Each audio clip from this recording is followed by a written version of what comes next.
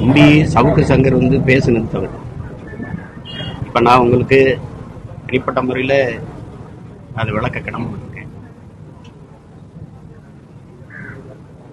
ஒரு பெண் வந்து என்னை பற்றி தவறா 15 ஆண்டுகளாக பேசிட்டு இருக்கும்போது நீங்கள் எல்லா ஊடகவியலாளர்களும் கவலைப்படாமல் கொண்டாடிட்டு தான் இருந்தீங்க. எல்லாம் அரசு இல்லாது.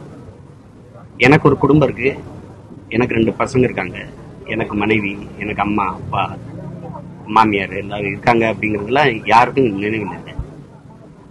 ஆனால் ஏடிஜிபி அருண் அப்படின்னு நீங்கள் பார்க்குறீங்க, அவருக்கு 2 பெண் குழந்தைங்க இருக்காங்க, 2 பேருமே படிக்கிறாங்க கல்லூரியில். என் தங்கச்சிங்க.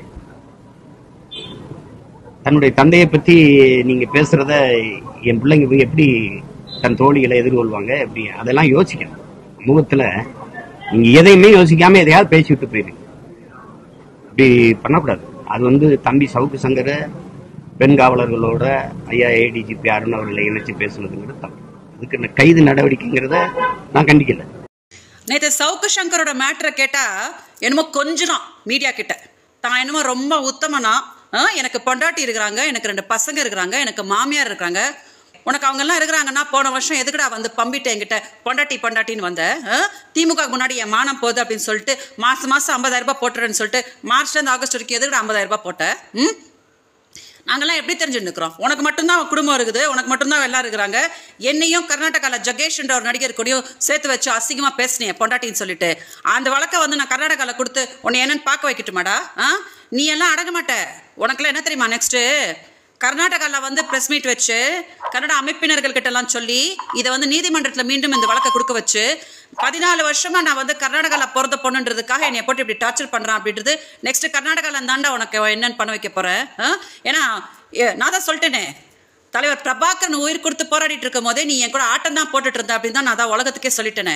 அதுக்கப்புறம் நீ ஈழத்தை வாங்கி கொடுப்ப, இட்லி வாங்கி கொடுப்ப, சட்னி வாங்கி கொடுப்ப, நீ அவனை நம்பிட்டு இருந்தானா அவனை காரி மூஞ்சி மேலே தூண் தான் துப்பணும். இனிமேல் இருக்குதுடா, நீ இந்த கொழுப்பு பிடிச்ச வேலையை பண்ணிட்டு தான் இருக்க பத்தியா? போன வருஷம் வந்து நீ போட்ட ஆட்டம் வீடியோஸ் வாங்கி நீ பண்ண ஆட்டம்லாம் யாருக்கும் தெரிய வராதுன்னு நினச்சிட்டு இருக்கிறியா? மொத்தத்தையும் எடுத்துட்டு வந்து கர்நாடகாவில் எல்லாத்தையும் கொடுத்து நீ அந்த மதுரை செல்வம் உன் கூட எவன் மாமா வேலை பண்ணணும் அத்தனை பேரும் இங்கே கர்நாடகாவில் சொல்ல வச்சு உன் மனத்தை எப்படி எடுக்க வைக்கணுமோ எடுக்க வைக்கிறேன்டா. ஏன்னா நாங்களாம் அனாதைக்குமா தெரிறோமா?